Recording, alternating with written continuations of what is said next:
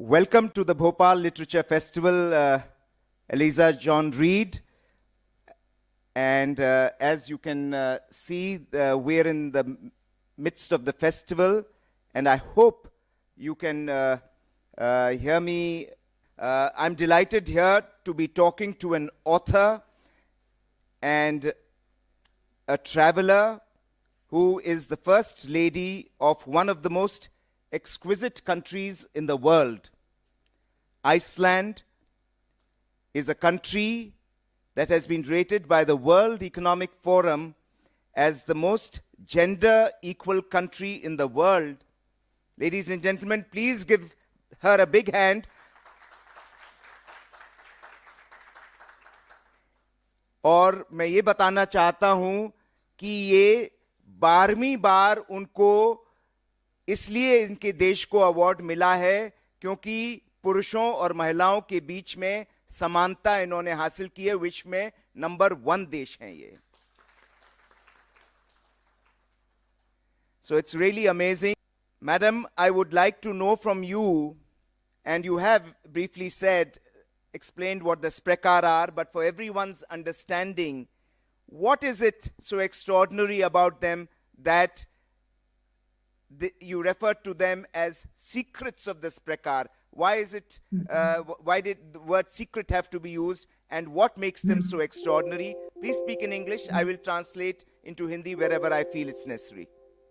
Of course. Thank you very much. And before I answer your question, thank you very much for inviting me to take part in the festival. It's a real honor for me, and the first time that I've been taking part here. Can you hear me all right from where you are? Yes. Is it okay? Great.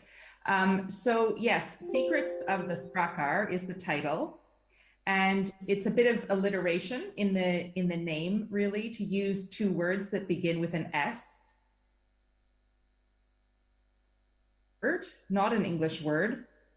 It's a very strange word or unusual word that means outstanding or extraordinary women. So by using this word extraordinary in the subtitle, I'm referring back to the meaning.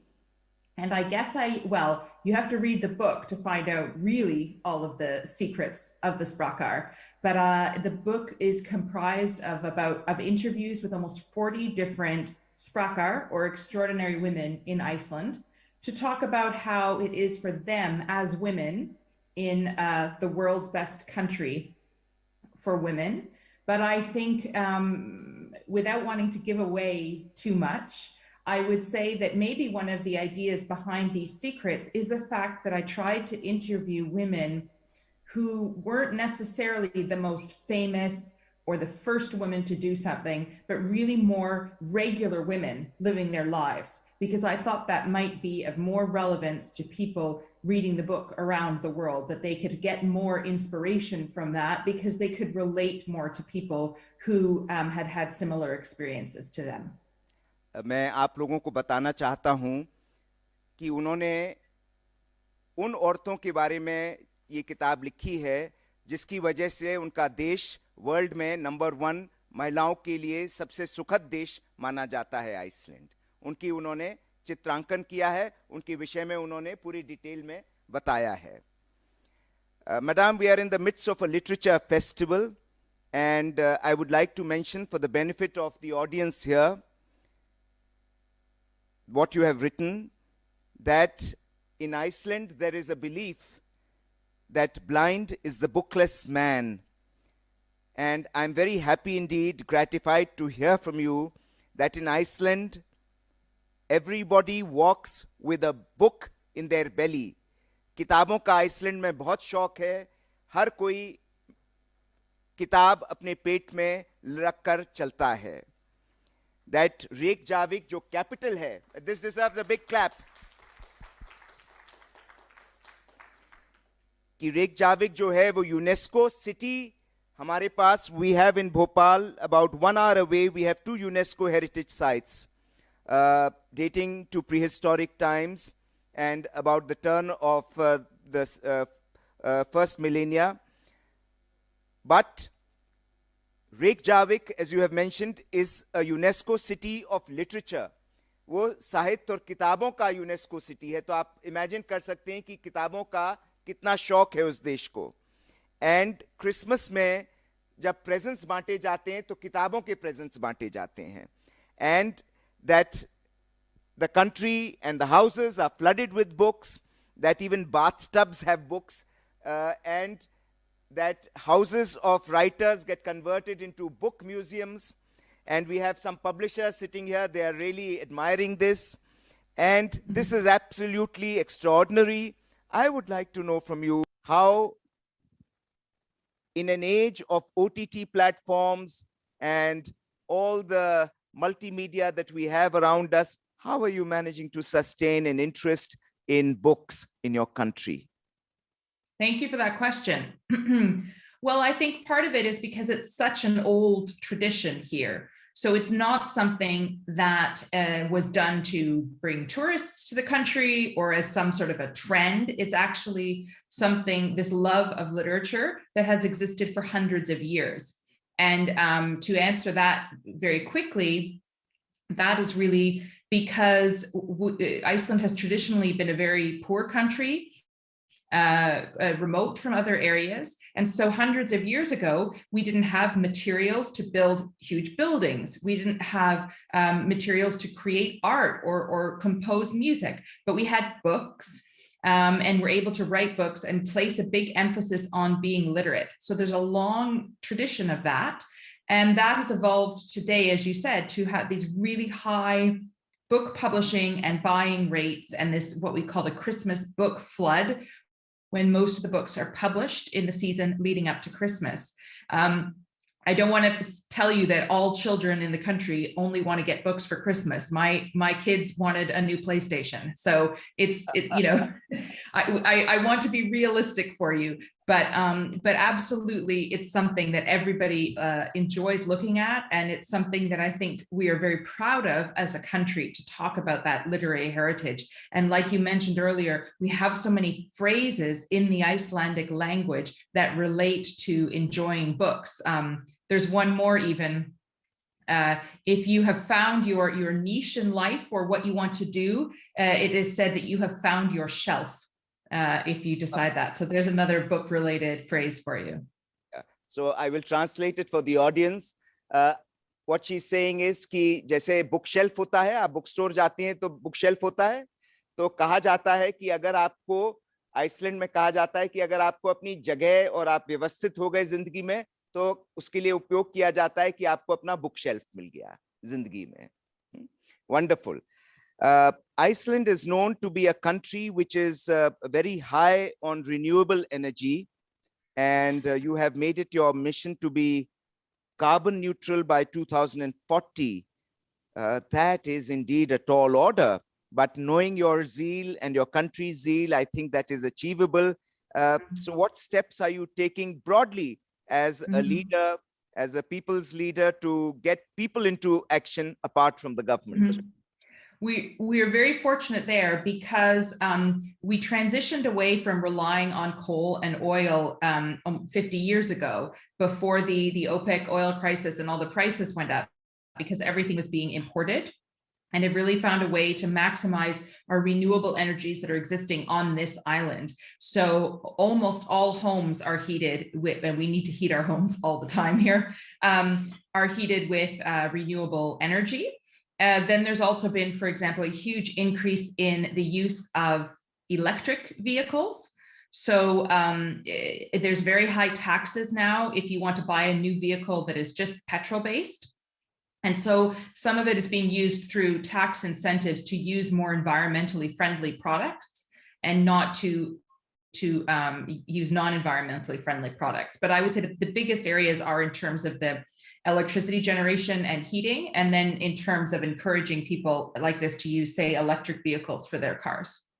Wonderful. That's really great. And it's an example for all nations to emulate and to learn from, especially in the light of the Scotland COP26 climate summit and its deliberations and decisions. I will take a quote from your book. Iceland is considered one of the best places in the world to be a woman. you have so many women in the cabinet.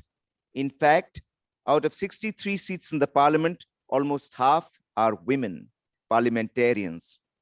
Iceland has been ranked, as I mentioned earlier, ladies and gentlemen, as the most gender equal nation in the world for the 12th year running by the World Economic Forum. Eliza ji, what are the measures that all of you all are taking to enable and further ensuring the impetus for bringing women to the forefront in public life? Thank you for that question. And I'll try to give you just a short answer, but I would say that I think in Iceland, as a society, we have realized that the more gender equal a country is, the better it does as a society. So countries that are more gender equal have peoples who live longer, have people who rank higher on happiness scales, companies make more money, the countries are more peaceful. All of these indices go together to show that working towards gender equality is something that is going to benefit everybody. So I think in Iceland, we have realized that this isn't a matter of just making things better for women, it's a matter of making things better for everyone who lives in the country. And because most people agree with this idea, it makes it easier. Now we tend to debate how we will do it and make it better, but not if it's something important to try to do. So that's a big distinction that I think is important. And secondly, that we always have to remain vigilant. We have to keep continuing to work towards this, because obviously it doesn't happen by itself unless we always remember and unless we continue to work towards greater equality. Wonderful, wonderful. You've mentioned Iceland's groundbreaking parental leave program. Parental leave program, for the benefit of the audience, is a program where, apart from maternal leave, the father of the child is also given leave, which in India, I think we refer to as paternity leave. It's just that it wasn't there in time when I was actively in service. But anyway, it doesn't matter. And you've also mentioned how it helps to shore up the gender balance when men do take equivalent amounts of leave. Now, is that costly for the economy, or does it provide sufficient long-term benefits for society and for families? You've even said that fathers who take parental leave, and this is a very important point for all of us to absorb, that fathers who take parental leave are less likely to separate from their partner, and their kids are less likely to have behavioral and psychological problems. Just pardon me a moment, I'll just explain to the audience. So madam ये कह रही हैं कि जो जिन घरों में माताओं के अलावा छुट्टी, जब बच्चा पैदा होने जाता है छुट्टी लेते हैं, अगर फादर्स को भी छुट्टी दी जाए तो ऐसे घरों में शादी के रिश्ते ज्यादा अटूट रहते हैं और बच्चों का भी मनोवैज्ञानिक विकास बेहतर होता है, क्योंकि वो शुरू से ही अपने पेरेंट्स को साथ देखते हैं और फैमिली भी ज्यादा मजबूत होती है. Love to hear your views on this and how you all are carrying this forward. Yes, absolutely. You talked first about how the payment works for that, and that is also paid by the government through our taxes, of course. And no, absolutely, I think that is something that gets paid back into the economy in many senses, not least because it builds more sustainable and stronger social structures.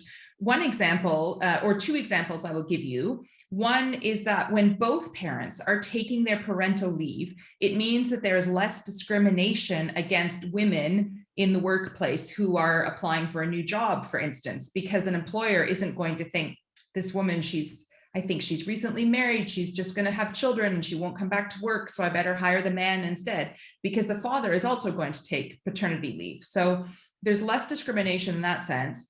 But as you said, I think the involvement of fathers from a very young age in their children's lives has really invaluable support. I've never met a man here who said, oh, I wish I hadn't taken any leave with my kids. I wish I hadn't spent that time with them. And I think it generates more of an understanding of what each party is going through, because Iceland for a long time has had very high participation of women in the workforce. So for a while now, women go back to work. But I think a lot of women will be familiar with this, that maybe both parents are working full-time outside the home, but it's still the woman who is taking responsibility for everything inside the home afterwards. So maybe both people go to work all day, and then it's still the mother who is also making sure the food is cooked and the house is clean and picking up the children from preschool and remembering their friends' birthdays and all of these little details.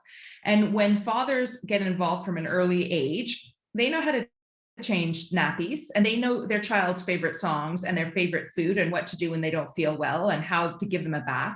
And that helps from an early point to get them both involved in the upbringing of the children. That's very useful.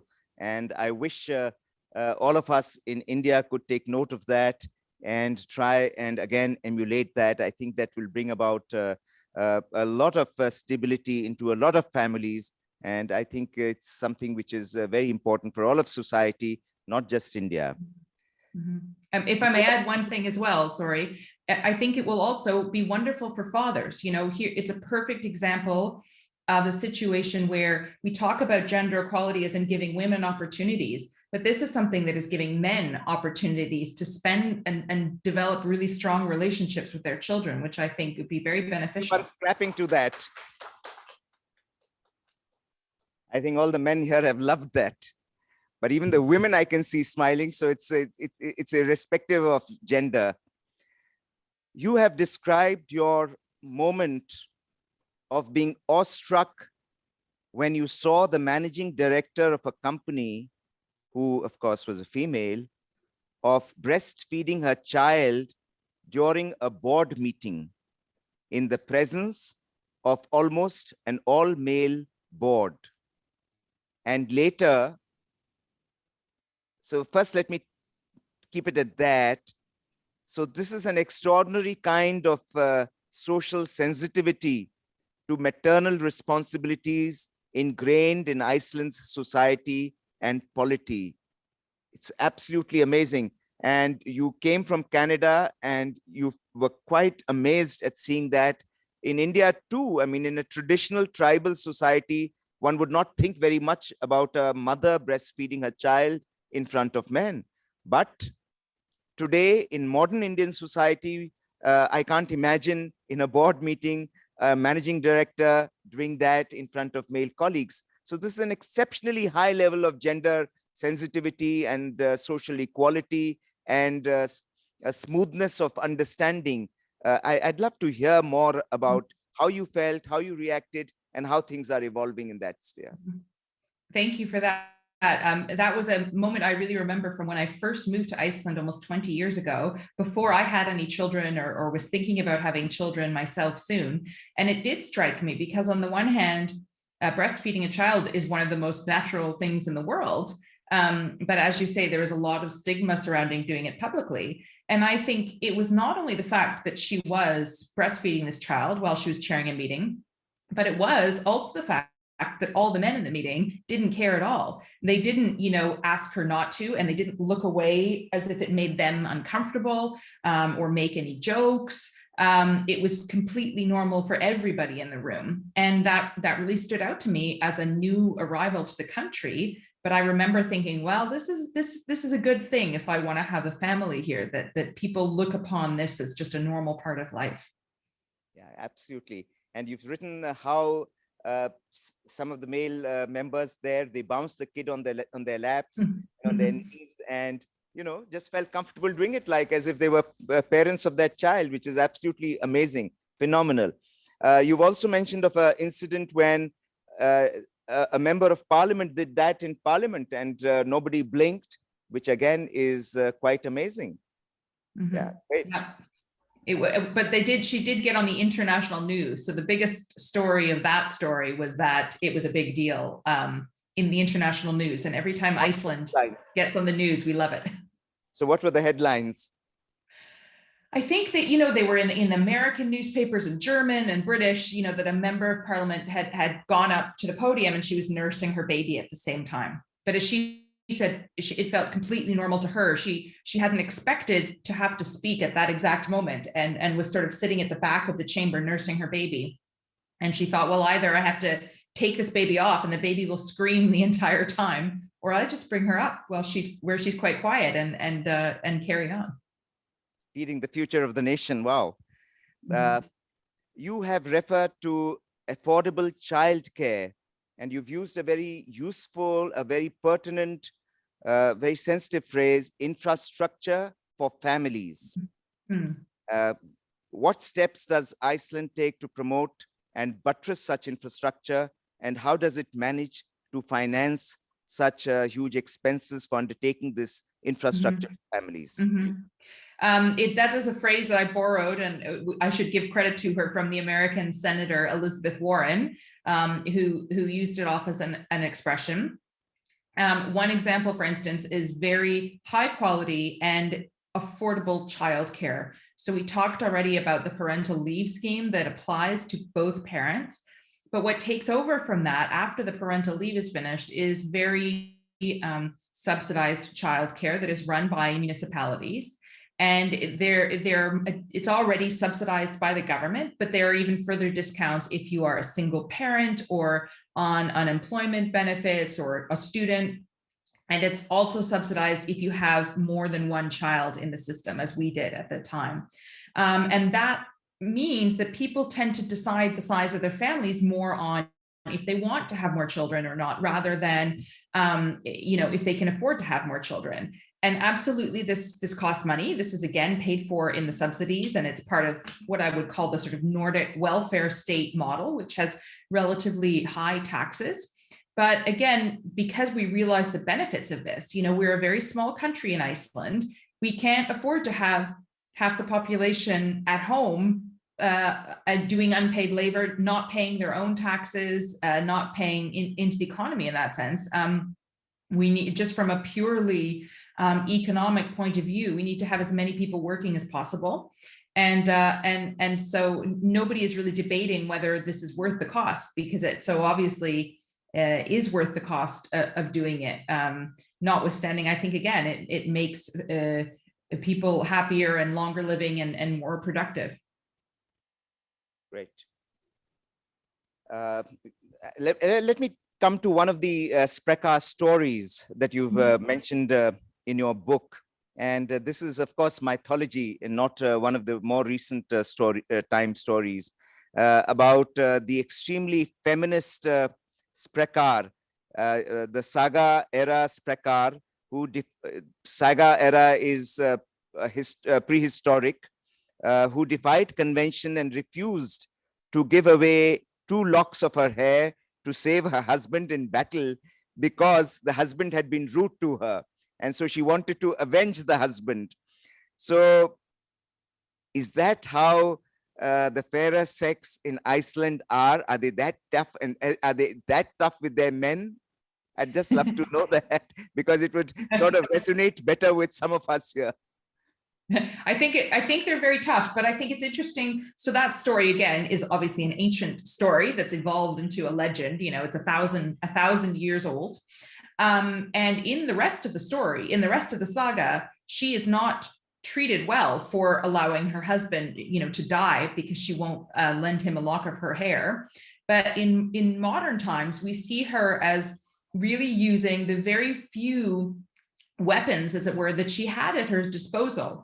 You know, she wouldn't have had property. She wouldn't have had people listening to her in those times. It was one of the few ways in which she could speak her mind and talk about something. And so I think that in a modern context, that's why we see her as an earlier feminist. Oh, great. You know, there are certain words in Icelandic which are very similar to words in our native tongue, Hindi. For instance, dotir. Dotir Icelandic is like Dwattar or daughter in English, Dwattar in Sanskrit, which means daughter. Amma is mother in Icelandic. Amma is mother in Hindi and in Urdu as well. Log for people. Log is for people. लोगों के लिए हम भी लोग इस्तेमाल करते हैं. Iceland, you said, is also, people have various superstitions. So for instance, when you were joining, they said, okay, don't join on a Monday because Mondays are considered tricky in Iceland.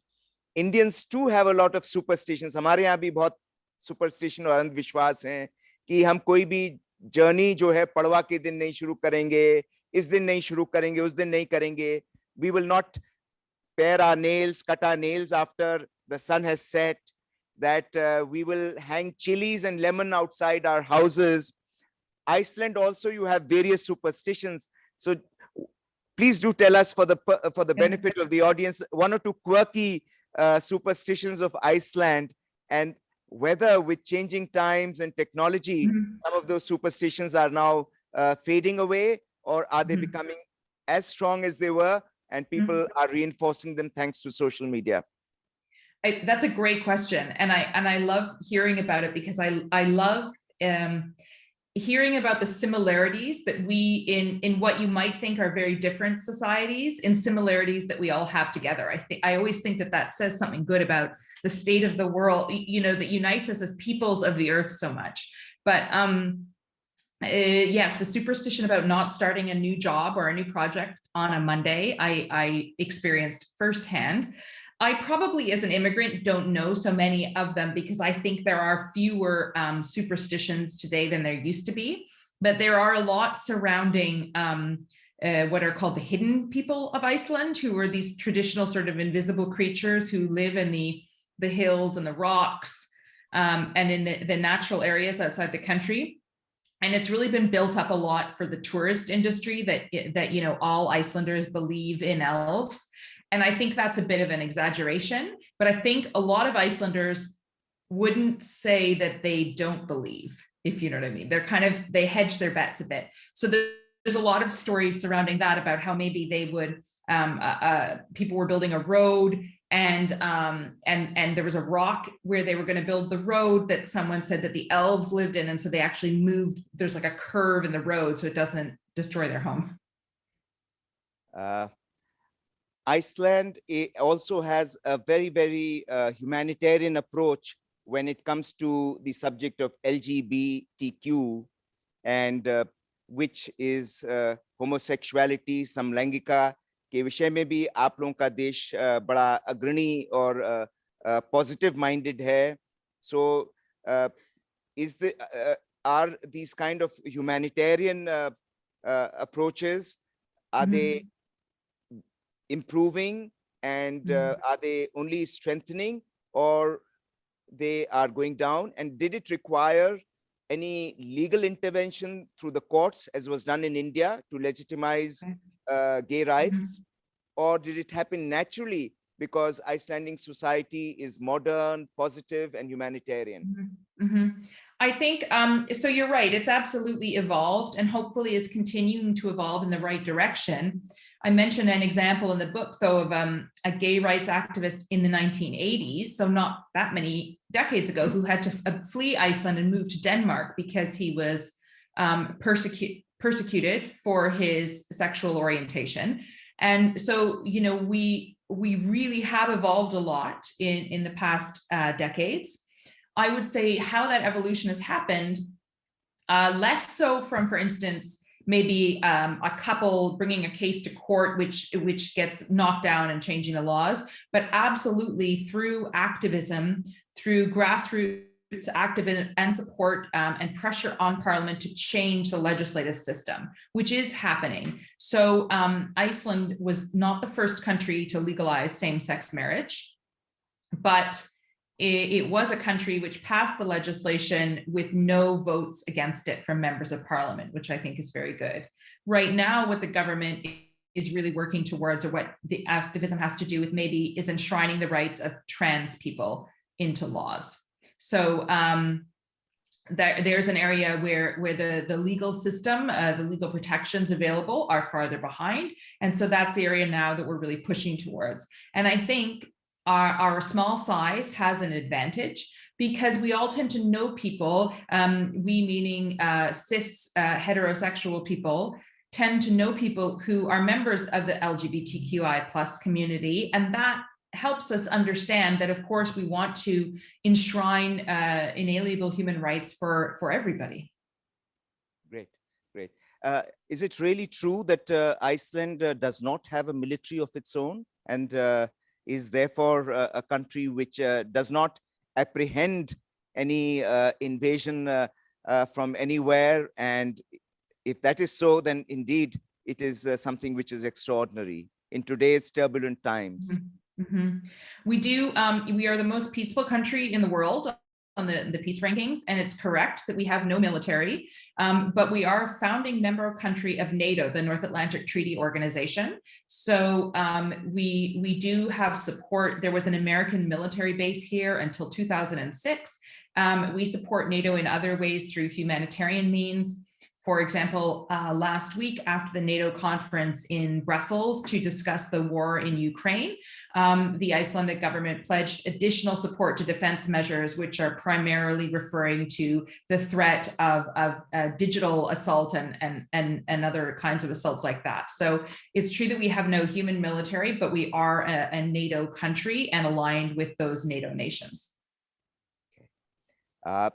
Iceland has a very open-minded approach to the subject of sexuality, and you have a large number of children who are born outside marriage. There is no stigma attached to single or young mothers, and you have said it very well that there is no place for government in the bedrooms of people. If you have to sow your oats, whether man or woman, there is no time to waste. And the age of sexual consent in Iceland is merely 15. I would say that perhaps that is indeed pragmatic and practical. So what are the benefits to Icelandic society that have ensued because of this broad-minded approach to the subject, which is otherwise people shy away from the subject of sexuality? Various countries have debated whether to introduce it as a part of educational curriculum or not, and most nations have not been able to decide on that. I'd love to hear from you what your thinking on that is. Thank you. And it's interesting because, you know, I grew up in Canada, as you say, so I have my own predispositions or ideas from the society in which I grew up. And maybe this is one area that I found I had to adjust the most to when I began living in the country. But now that I've lived here for a long time, I also see how this benefits, say, something like gender equality, because it helps to level the playing field. It creates fewer, and I'm not saying they don't still exist, but fewer double standards between women and men, which is, I think, furthers the cause of equality. And so overall, I think that it's important, but it does come with downsides. As I say, it has Europe's highest rate of sexually transmitted diseases. So, but I think in terms of allowing, especially adolescents, to be able to ask questions and make informed decisions, I think that is important. True. You had a Nobel Prize winner in literature from Iceland, and you all celebrated that you have the highest per capita Nobel Prize winners in the world because you have a small population. Great. So perhaps on the per capita count, Iceland would stand ahead of many other countries on many, many counts. Instead of a Guinness Book of Records, perhaps you should contemplate an Icelandic per capita awards, book of awards. That's an excellent idea. We'll bring that forward. Today, the world is racked by an ideological war between authoritarianism and liberalism. What do you think should be done to make all nations and societies to be more compassionate to communicate better, and to move towards that cliched ideal, which is so necessary, the ideal of universal humanism? Mhm. I think, I mean, that's a big question, of course. I think in the context of gender equality, the theme of my book, what I hope I'm trying to say is that it's important to have everybody have a chance to use their voices and to be a role model, because I think we can all be role models. And in fact, we are all role models, whether that is within our families or our places of study or our places of worship or our work or in our communities. And it's up to us to be positive role models or negative role models. And I think we have responsibility to use our voices in good ways and to help elevate the voices and encourage the voices of people who maybe don't have the same level of opportunity that we do for whatever reason. Because the more opinions, the more diversity of voices we have at the table, I think the more successful we will be as a society. Absolutely, absolutely. I think that deserves a big hand for such a positive statement. You know, you've made Iceland look so charming, so attractive to women that all women who read your wonderful book would want to migrate to Iceland. On a lighter note, and perhaps in a different way, you make out Icelandic women to be such fun that a lot of men too would be excited and interested in migrating to Iceland. How welcome would all of us as foreign immigrants be to Iceland? That's a fun question. You're definitely welcome as tourists. We would love to see you.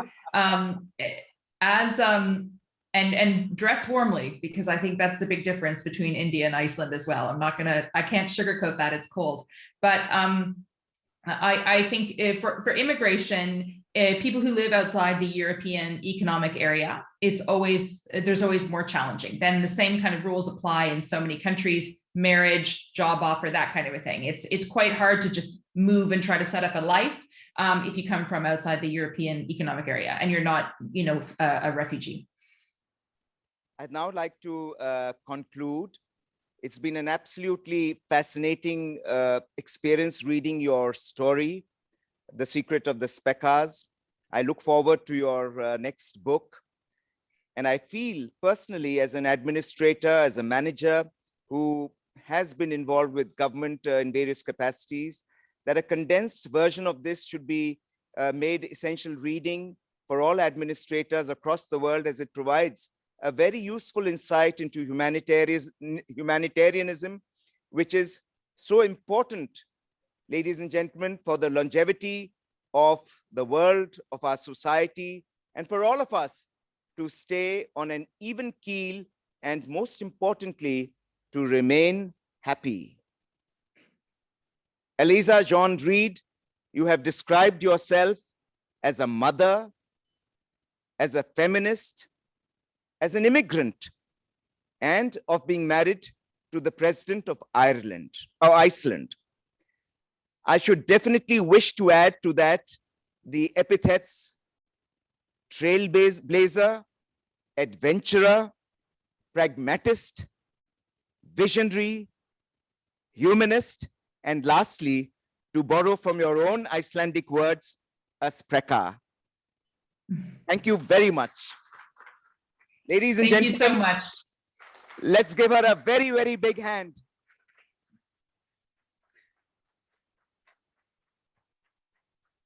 And thank you. now I would like to present to you virtually, and we will get it couriered to you, a tribal artists award-winning painting done specially for us, and which we will courier to you. And please accept it, and we'd like to show it to you.